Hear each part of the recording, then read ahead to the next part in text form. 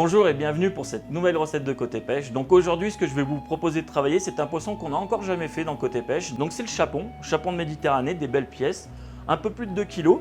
Donc on va le faire avec une recette traditionnelle à la grenobloise. Pour ceux qui connaissent, donc c'est souvent la truite à la grenobloise. Comme on est sur la saison, vous savez, le printemps arrive, les asperges sont là, donc on va le faire aux asperges. Pour passer du classicisme à la modernité, j'ai pris un petit peu d'aneth pour apporter une petite touche un petit peu différente. Et ce que je vous propose, c'est de démarrer la recette. Donc on va mettre de l'eau à bouillir, comme ça on va commencer nos légumes. Une fois que tout cela sera fait, on attaquera notre poisson directement. Donc les asperges, on en a déjà fait dans Côté Pêche. Simplement les éplucher, on n'appuie pas trop sur le rasoir. On coupe l'extrémité et on les pose dans un bac. Donc on va déjà éplucher toutes nos asperges. Donc les ingrédients de la recette, on les a donc sur notre assiette devant nous. Donc il y a le citron vert, il y a donc de l'aneth, j'ai pris un petit peu de ciboulette, du beurre. On aura besoin également du pain de mie pour faire des croûtons et les pommes de terre pour faire des petites billes de pommes de terre qu'on va cuire avec un petit peu d'épices au safran pour donner un petit peu de couleur à l'assiette, une couleur un peu jaune à l'assiette. Donc voilà, la dernière est terminée. Ensuite, on va couper déjà nos pommes de terre. Donc on va éplucher et faire des billes avec. Alors vous pourriez me dire, mais pourquoi il met sur un torchon? Tout simplement, parce que comme on va faire notre poisson après, j'ai pas envie de mettre de la terre sur ma planche. Parce que la terre, forcément, c'est pas très très bon. Donc là, je les mets sur mon torchon. J'ai juste enlevé mon torchon et ma planche est toujours propre dessous. À la maison, vous faites sur le côté, forcément. Là, c'est plus un côté pratique.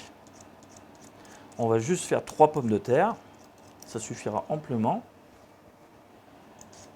Donc les pommes de terre, on les rince à l'eau avant de les utiliser. Mon eau bout, donc je baisse un petit peu mon eau pour que ça soit une ébullition un peu moins forte. On met un petit peu de sel à l'intérieur et on les plonge. Hop. Cuisson, 2 minutes à peine et ça sera cuit. Donc, pour ne pas perdre de temps, on va faire nos billes de pommes de terre. Donc, vous prenez cet ustensile, ça s'appelle une pomme parisienne, une cuillère à pomme parisienne. Donc, en fait, vous avez juste à enfoncer votre pomme. On fait un tour à droite, un tour à gauche et on obtient une bille de pomme de terre. Voilà. On va en faire quelques-unes, de toute façon, après, c'est pas perdu. On peut faire aussi ces billes-là avec des courgettes, on peut les faire avec des grosses carottes. Allez, la dernière. Hop. On va vérifier la cuisson des asperges. On pique avec la pointe du couteau. Hop, il n'y a pas de résistance, très peu de résistance. On enlève. On enlève, ça veut dire les poser dans de l'eau glacée. Alors pourquoi l'eau glacée? Déjà pour stopper la cuisson et pour fixer la couleur verte. Ça va fixer la chlorophylle. Donc on les laisse, on ne va pas les laisser longtemps pour pas qu'elles se gorgent d'eau, mais juste qu'elles puissent bien refroidir. Donc là, en attendant, on remet une autre casserole pour nos pommes de terre. Ce que l'on va attaquer, c'est notre chapon. Donc là, je vais prendre le poisson sur la planche. Donc on va lever les filets tout simplement. Donc les filets, on incise. Hop. Aujourd'hui, j'enlève pas les écailles parce qu'on va enlever la peau. Hop. Tac.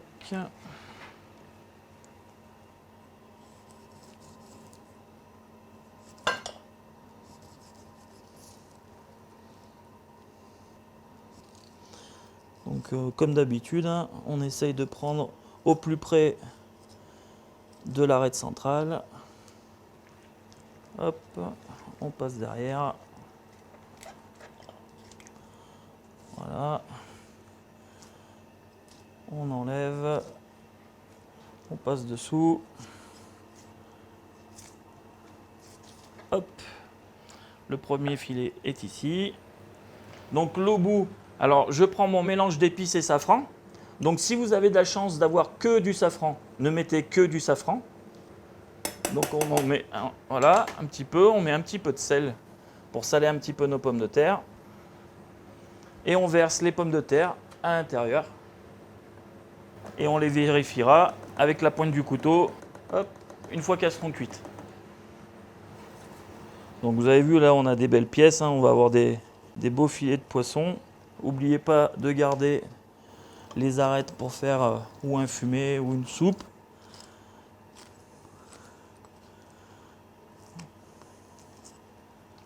Voilà, là, on passe le long du ventre. On retourne. On va juste inciser ici pour pouvoir couper. Alors, hop, voilà. Donc le deuxième filet, il est ici. Hop, on enlève le poisson. Donc là, il ne reste plus qu'à préparer donc le reste du poisson. Donc on va finir d'enlever la partie ventrale. Hop, donc avec la fine membrane.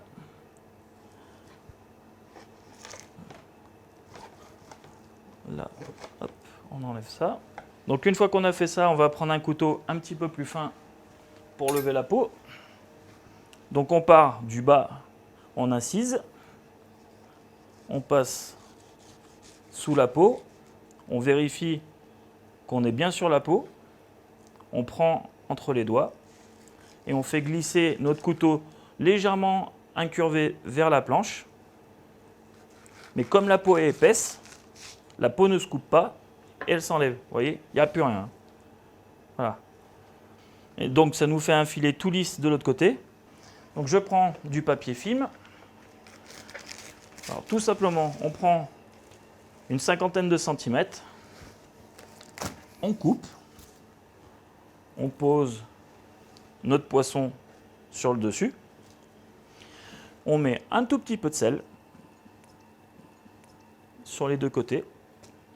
Vraiment un tout petit peu. Il ne faut pas trop le saler non plus. On prend un ustensile qui s'appelle un microplane. Donc les citrons verts qu'on va utiliser, on va déjà récupérer les zestes. Alors vous voyez, on va zester sur le dessus, zester sur le dessous. Comme ça, on ne perd rien, ni du citron, ni de la chair. Et ça va donner du goût au poisson en plus.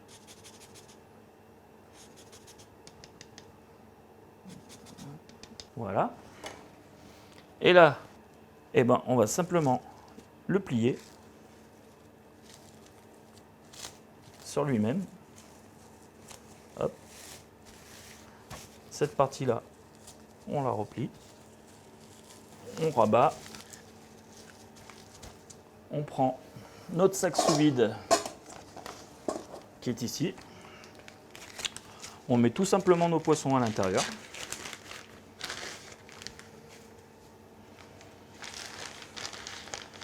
Et après, on le met dans la machine sous vide.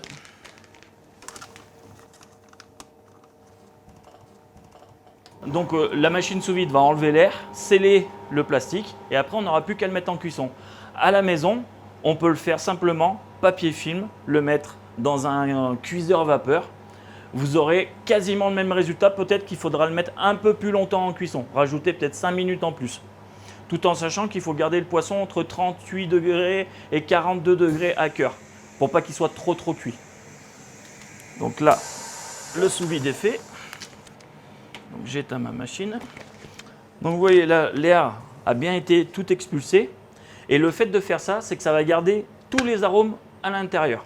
Donc je mets ça dans mon four vapeur. On va mettre 20 minutes. Quand ça sera fini, ça sonnera. On n'aura plus qu'à vérifier la cuisson. Donc, qu'est-ce qu'il nous reste à faire? Il nous reste à faire déjà vérifier la cuisson des pommes de terre. Tout simplement, on pique. Voilà, j'ai pas de résistance, elles sont cuites. On prend un petit bac. On les met dans le bac. Hop. Voilà. Donc voilà, j'ai pris mes dernières pommes de terre. Donc on va les laisser à côté de nos asperges et on va mettre une nouvelle casserole pour pouvoir faire notre beurre noisette. Donc Donc le beurre noisette, c'est pas très compliqué. On prend une tablette de beurre, on la met dans la casserole, on la laisse fondre, bouillir, et vous allez voir, à l'image, la couleur va changer, la mousse va changer et la couleur va changer. Et après, on doit obtenir une odeur noisette. Ça va vraiment sentir la noisette. En attendant que le beurre fonde, on va faire donc les finitions de l'assiette. Donc on va faire des segments de citron vert. Donc on a juste à enlever donc, la pulpe, enfin la peau du citron pour avoir que la pulpe. Donc on appelle ça pelé à vif. C'est comme si on faisait des segments d'orange, hein. C'est exactement le même principe. Donc une fois qu'on a fait ça, entre chaque interstice blanc, donc on passe notre couteau, un coup et deux coups, et on enlève notre petit segment de citron. Alors on pourrait prendre des citrons jaunes, ça serait exactement la même chose. Ça, c'est ce qui va donner notre acidité à la recette. Parce que forcément, comme on va faire du beurre, il faut de l'acidité. Donc le dernier est fini. Donc là, je crois que mon beurre est prêt. Donc comment on vérifie que le beurre est prêt? Donc on vérifie déjà l'odeur, la couleur de la mousse, qui est une couleur un peu café, et on le passe pour couper la cuisson. Et là, il doit avoir une couleur noisette torréfiée. Et ce qu'il faut enlever, c'est ce petit dépôt noir qu'on a.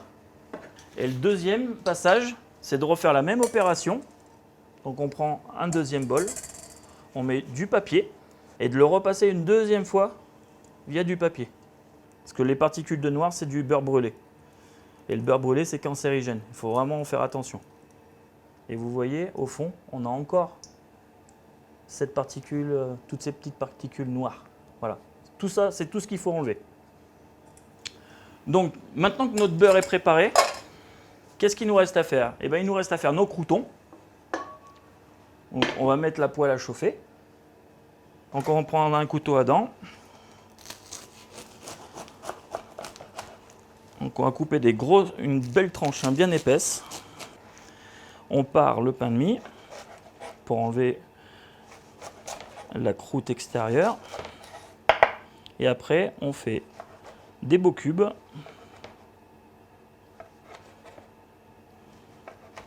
Réguliers.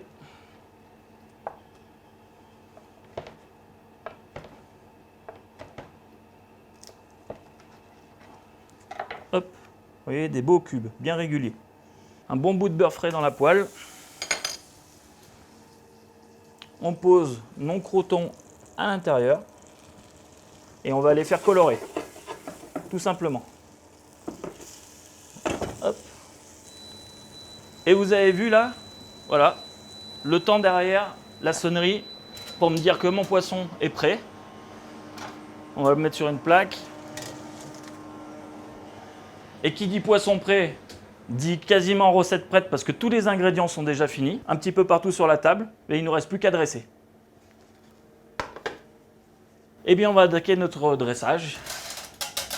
Donc, on va commencer par nos asperges. Donc, on va mettre 3 asperges par personne. Donc, on va les mettre sur le côté. 1, 2, 3, 1, 2, 3. Voilà. On va poser notre poisson sur le dessus, légèrement à travers, simplement pour pouvoir bien voir les pointes d'asperges qui partent sur le devant. Ça ne sert à rien de les cacher, ça serait dommage. Ensuite, on prend un petit peu de beurre sur le fond de l'assiette. Une fois qu'on a fait le beurre, on met un petit peu de ciboulette sur le fond. Voilà. Ensuite, on dispose nos cubes de pain. On va en mettre 5 par personne. Vous voyez, on essaye de faire quelque chose de graphique, que si vous invitez quelqu'un à la maison, la personne puisse dire « Waouh, ton assiette est bien dressée ». Voilà, simple, bon, efficace. Ensuite, on prend notre pomme de terre. On prend un tout petit peu, voilà, on saupoudre avec la nette. Voilà, on saupoudre. Et on pose à côté de chaque morceau de pain une petite bille de pommes de terre. Vous voyez, ça apporte de la couleur. Du jaune, on a du jaune, on a du vert. Voilà, quelque chose d'assez coloré. Hop, on fait une ligne. La même chose de l'autre côté. Voilà. Il nous reste à mettre les segments de citron. Donc les segments, on va les mettre sur le poisson. Voilà, on va en mettre 3 par personne. Et la chose que je ne vous ai pas montrée, mais qui sera expliquée dans la version papier, parce que je pense que c'est très très simple à faire, c'est qu'on va rajouter, pour finir l'assiette, c'est des capres frits, parce qu'à la grenobloise, il y a des capres. Les capres frits, de l'huile, on verse nos capres dans l'huile, quand ils deviennent croustillants, on les enlève. On ne rajoute pas de sel parce qu'ils sont déjà saumurés. Donc on en prend, voilà, tout simplement, un petit peu, quelques-uns, et on les pose, voilà, sur le poisson. Ça va donner un petit croustillant et aussi du sel, parce que c'est salé, voilà. Hop.